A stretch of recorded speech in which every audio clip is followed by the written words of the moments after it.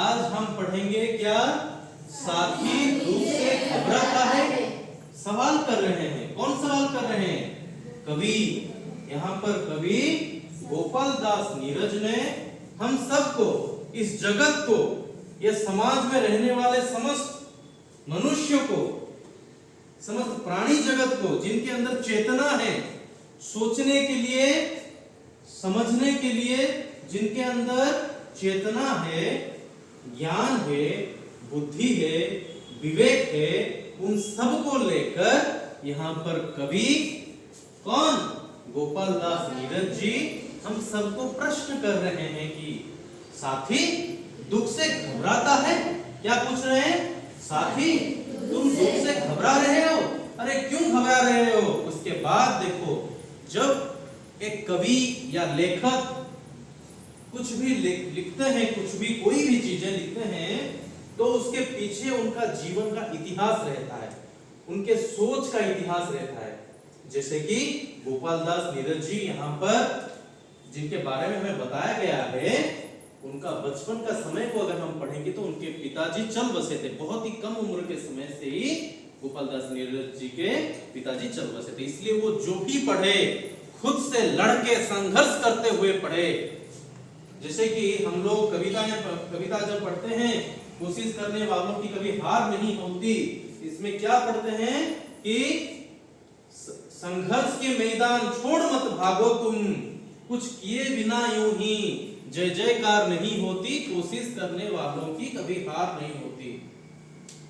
मतलब हम कोई भी चीजों में सफलता हासिल करने से पहले ही हम क्या करते हैं? जब हार सामने आता है तो हम दुख के मारे हम क्या करते हैं? बैठ जाते हैं।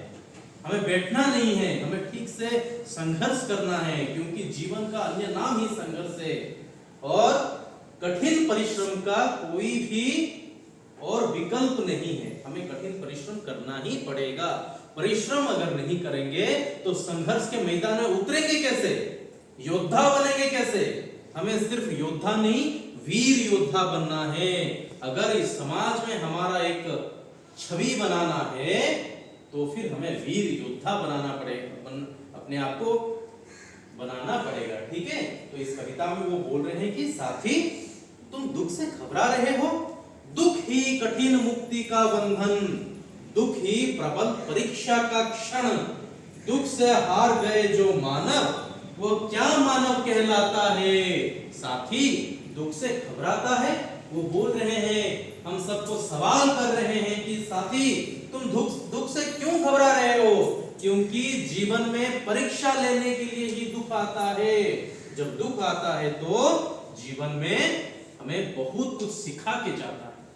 हम बहुत कुछ सीखते हैं, कौन अपने हैं, कौन पराये हैं, हमारे दुख के घड़ी में कौन साथ दे रहे हैं, कौन साथ नहीं दे रहे हैं, या फिर हमारे अंदर जो अंतरात्मा है, क्या वो ठीक से लड़ पा रहा है, क्या वो ठीक से संघर्ष कर पा रहा है। जैसे कि आप लोगों के परिवार में भी या फिर कोई भी रिश्तेदारों में, संपर्कियों में कोई भी जो भी खेती के काम में अपने आप को मतलब संयोग करके रखे हैं, वो लोग खेती के काम कितने कठिन तरीके से कर रहे हैं कि नहीं? कितना कठिन काम होता है वो, सुबह से लेकर शाम तक खेती करना, और यह भी नहीं जानते हैं कि आखिर में हमें क्या फल मिलेगा। क्या ये उपजाऊ जमीन से मुझे इस साल इतना पैसे का फसल मिलेगा? यह तक भी वो नहीं जानते हैं। लेकिन निस्वार्थ पर भाव से माटी माँ का सेवा करते हुए काम करते हैं, जीवन में, मन में, अपने सपनों में यह लक्ष्य लेकर कि मैं अपने परिवार को इस साल यह तोहफा दूंगा, यह मेरे परिवार के लिए ये चीज करूंगा, नया टीवी लाऊंगा, नया घर करूंगा, मेरे बच्चों के लिए नया कपड़ा करूंगा, उनको पढ़ाने के लिए ये करूंगा, वो करूंगा। ये सारे सोचते हैं, कठिन परिश्रम करते हैं, संघर्ष के मैदान को छोड़ नहीं जाते हैं, करते रहते हैं, काम करते रहते हैं, अनवरत रूप से करते रहते हैं। तो वही चीज को हमें सीखना है कि जीवन हमारा जो है ये संघर्ष के मैदान है, और दुख ही कठिन मुक्ति का बंधन है, और दुख ही प्रबल परीक्षा का क्षण है।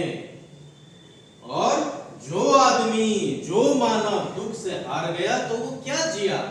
क्योंकि जीवन हमें शिक्षा देता है, हर पल हर घड़ी हमसे परीक्षा लेता है। उस परीक्षा में हमें उत्तीर्ण होना है, दुख से घबरा के नहीं भागना है, दुख के साथ हमें लड़ना है। साथी, दुख से घबराता है जीवन के लंबे पथ पर जब, सुख दुख चलते साथ साथ तब, सुख पीछे रह जाया करता, दुख ही मंजिल तक जाता है। साथी, दुख से घबराता है। अक्सर क्या होता है जीवन में, हमें दोनों चीजों का अनुभव बहुत अच्छे तरीके से होता है। जैसे कि हम सब अपने जीवन में दुख के अनुभव अच्छे तरीके से किए हैं कि नहीं किए हैं? सुख के अनुभव भी किए हैं, थोड़ा बहुत किए हैं कि नहीं किए हैं? किए हैं। हमारे सोच में ही है दुख सुख का संज्ञा। हम लोग जैसे कि अभी हमारे पास जितना है, हम सोचते हैं कि उससे थोड़ा सा और ज्यादा होता तो अच्छा होता, ऐसे सोचते हैं कि नहीं? कभी भी इंसान के अंदर जो प्रतिपूर्ति होता है, जो मन में जो भाव रहता है, जो सोच रहता है कि मुझे यह चीज मिलना चाहिए, जब वो चीजें मिल जाता है फिर वो सोचता है कि और थोड़ा मिलते तो अच्छा होता। कभी भी मन के जो चिंता है, मतलब जो भी सोच है, जो भी ख्याल रखते हैं कि मुझे ये चीज चाहिए, जब वो मिल जाता है तो और एक लक्ष्य सेट हो जाता है जीवन में, एक के बाद एक, एक के बाद एक, एक के बाद एक, ऐसे होता है। तो हमारे मन का कोई स्थिर अवस्था नहीं रहता है, स्थिर अवस्था नहीं रहता है। हम हमेशा चाहते ही रहते हैं, मरते दम तक चाहते ही रहते हैं, इसलिए सुख दुख आगे पीछे होकर चलते रहते हैं। लेकिन हमें ख्याल रखना चाहिए, जब सुख आए तो जैसे हम खुशी मन से रहते हैं, तो दुख आने पर भी हमें स्थिर मन से रहना है। दुख में भी अगर हम स्थिर मन से रहेंगे तो जीवन में हम समोवस्था प्राप्त जब करेंगे तब जीवन में हम आगे बढ़ सकते हैं। ठीक है साथी, दुख से घबराता है, दुख जीवन में करता हलचल, वह मन की दुर्बलता केवल, दुख को यदि मान न तू तो दुख ही फिर सुख बन जाता है। क्या करता है? दुख हमारे जीवन में हलचल करता है, हमें कष्ट देता है, हमें क्षति पहुंचाता है। क्योंकि दुख, बेशक दुख आने पर हमें बहुत आघात मिलता है, हम बहुत जूझते रहते हैं उसमें, संघर्ष करते रहते हैं उसमें, तो यह संघर्ष के मैदान होता है दुख। लेकिन दुख से लड़ने के लिए हमें ताकत मिलता है कैसे? जब हमारे मन में धैर्य रहता है, हम विवेकवान होते हैं। विवेकवान आदमी, स्थित प्रज्ञ आदमी, जिनका सोच समोवस्था रहता है, चाहे सुख आने पर भी मन स्थिर रहता है, दुख आने पर भी मन स्थिर रहता है। दुख आने पर भी जब मन स्थिर रहता है तो वो दुख सुख में बदल जाता है, परिवर्तित हो जाता है। तो आप अगर किसी से शिक्षा हासिल करना चाहोगे तो सबसे बड़ी शिक्षा कौन है? हमारे माता पिता। कितने कठिन संघर्ष करते हुए हमें आगे बढ़ा रहे हैं, हमें पढ़ने के लिए, हमें शिक्षा देने के लिए संघर्ष कर रहे हैं। हमें सब कुछ ठीक से मिले, समय पर मिले, इसका ख्याल रखने के लिए वो हमेशा संघर्ष करते रहते हैं। कभी भी अपने मन के अंदर जो दुख है हमें या तो समझने नहीं देते हैं, या फिर वो कभी कहते नहीं है कि देखो बेटा हमारे अंदर इतने सारे असुविधाएं हैं, कष्ट हैं। वो हमेशा हमारे लिए अनवरत रूप से करते रहते हैं, अविरल रूप से प्रेम देते हुए, अप्रतिम रूप से प्रेम देते हुए हमारे लिए करते रहते हैं। जो आदमी दुख के समय भी मन स्थिर रखते हुए काम करता है, उसके जीवन में जो दुख आएगा वो सुख में परिवर्तित हो जाता है। क्योंकि इस प्रकृति जब तब जान लेगा कि यह आदमी स्थित प्रज्ञ है, समोवस्था, उसका मन समोवस्था में रहता है, सुख के समय जैसा रहता है दुख के समय भी ऐसा रहता है। तो ये जब जान लेता है प्रकृति, तो उसके जीवन में जो भी दुख आता है वो सुख में परिवर्तित हो जाता है। समझ में आ रहा है साथी? दुख से घबराता है, पथ में सूल बिछे तो क्या चल, पथ में आग जली तो क्या जल, जलती ज्वाला में जलकर ही लोहा लाल निकल आता है। साथी, दुख से घबराता है। देखो, कोयले से ही हीरा निकलता है, कीचड़ में ही कमल खिलता है। लोहे लोहा जब तपता है, लोहे का पत्थर जब तपता है, तभी जाकर वो लोहा का जो कालिमा है वो लालिमा में परिवर्तित हो जाता है, लोहा बन जाता है। ठीक है, जब तक हमें हथौड़ा का मार नहीं, जब प्रहार नहीं पड़ता है, तब तक क्या होता है, वो लोहा एक आकार में परिवर्तित नहीं होता है। इसलिए क्या होना चाहिए, समय के प्रहार ही इंसान को एक सुंदर व्यक्तित्व में परिवर्तित करता है।